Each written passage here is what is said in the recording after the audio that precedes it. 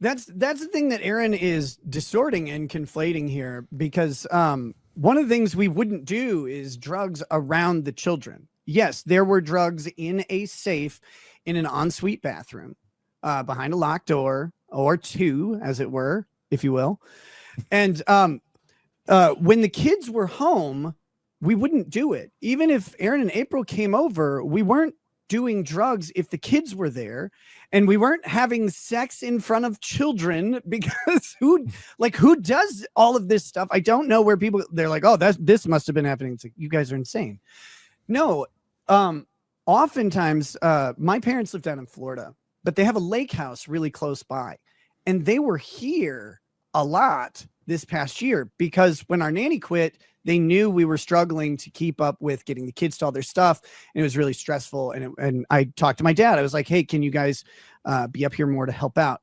Kayla's parents were helping out with her siblings who have really young ones, and they needed some babysitting, and they're, earlier on in their lives.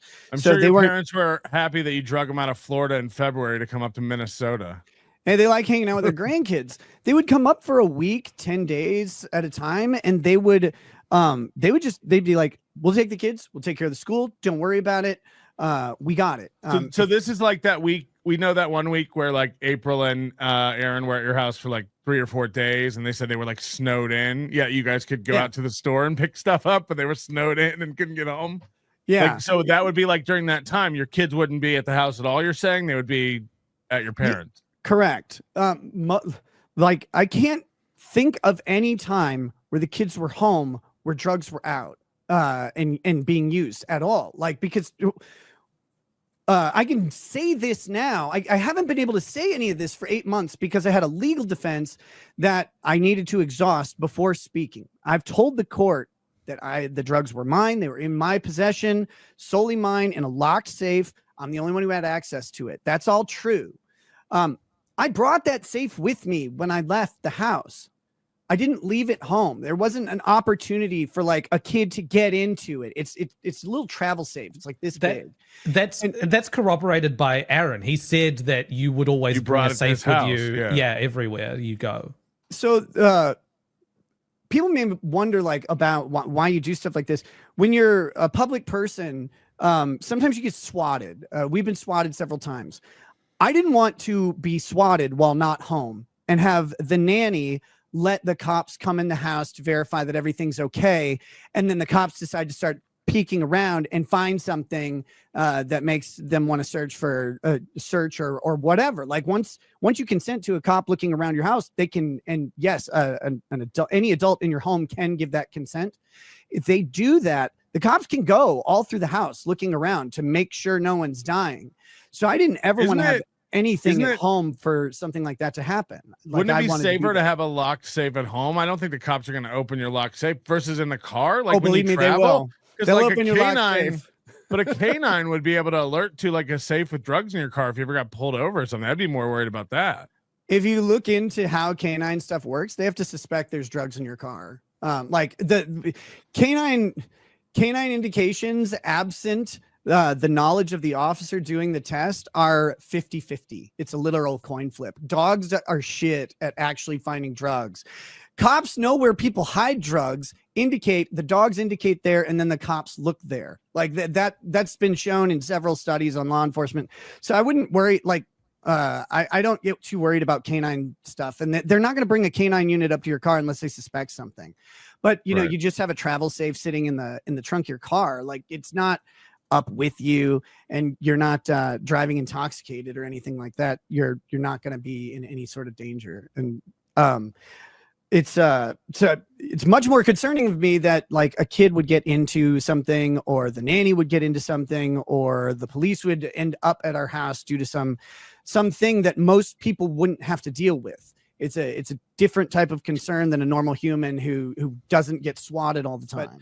The metabolite that my daughter tested positive for is benzocaine or something like that. I don't know how to pronounce it, but it's BZE is the abbreviation.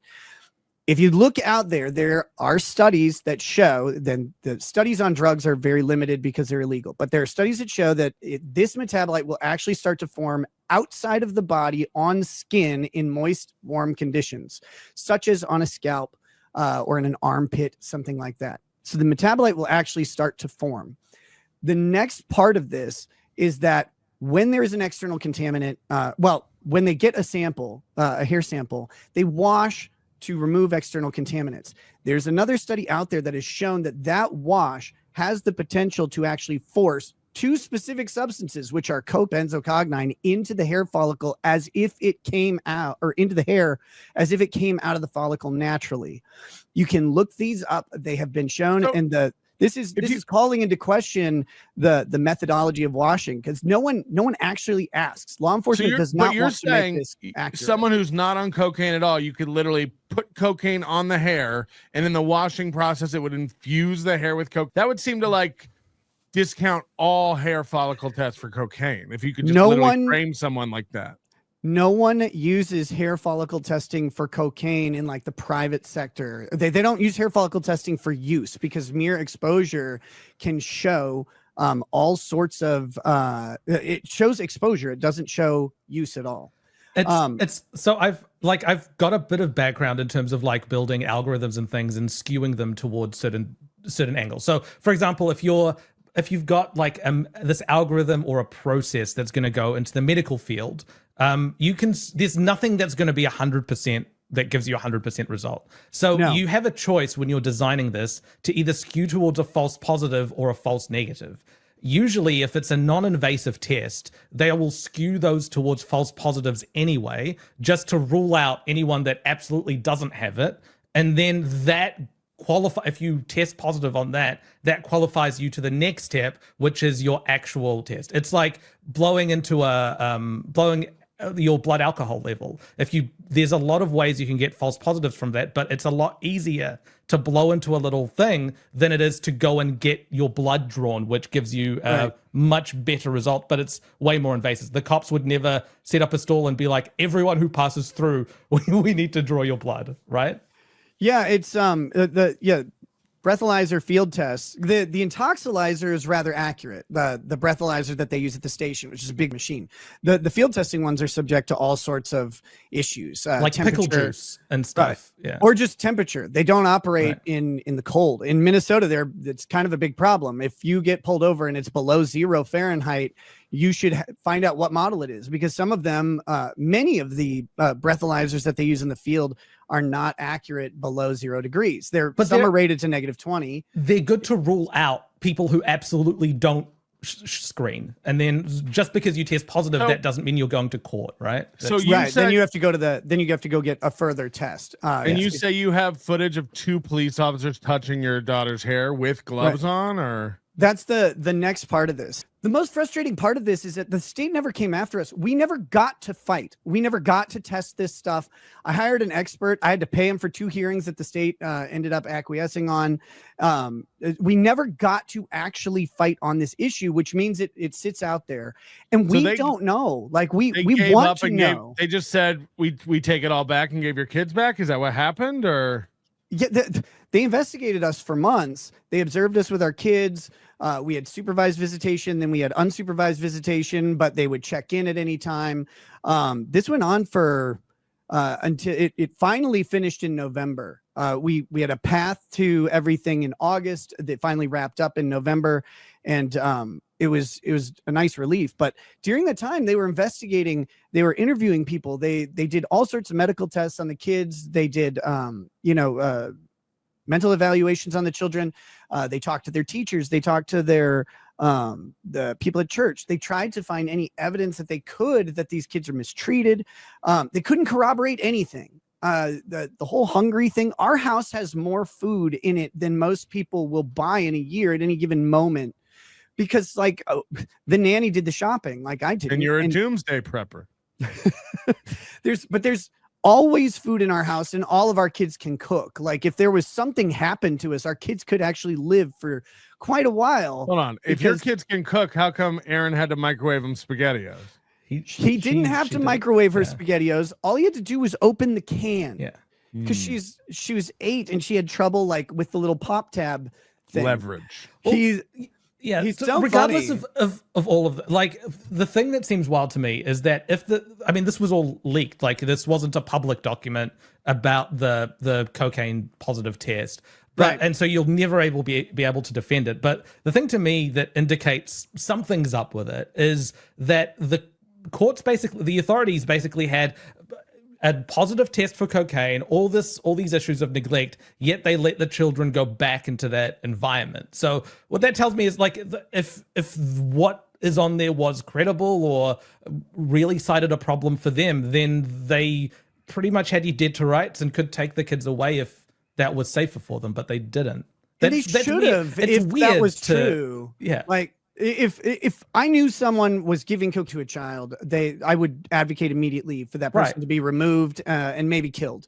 Like it's horrifying to me that people actually think that happened because it's so crazy. Like just think about it from the addict mentality if you have to. So, but I do real quick. I do actually have footage of 2 officers who had just come into contact with coke, touching that child's hair. That's on the body cam footage.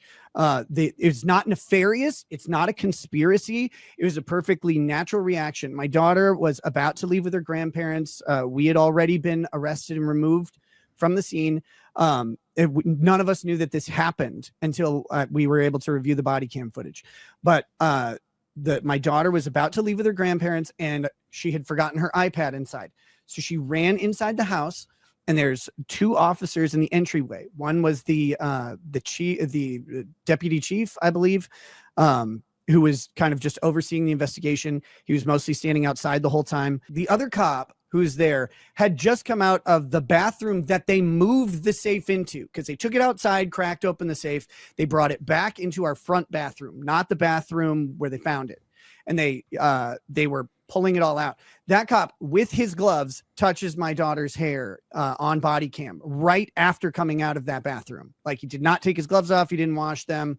All of this is there. I have to put it all together because it's multiple body cams to see it, obviously. So but real quick, if Aaron says this thing about cooking spaghettios for your kids or whatever, while you guys were all in the bedroom, but you're saying you were in the bedroom just having sex, not doing drugs while the kids were there and he was making spaghettios? No, we were watching Game of Thrones.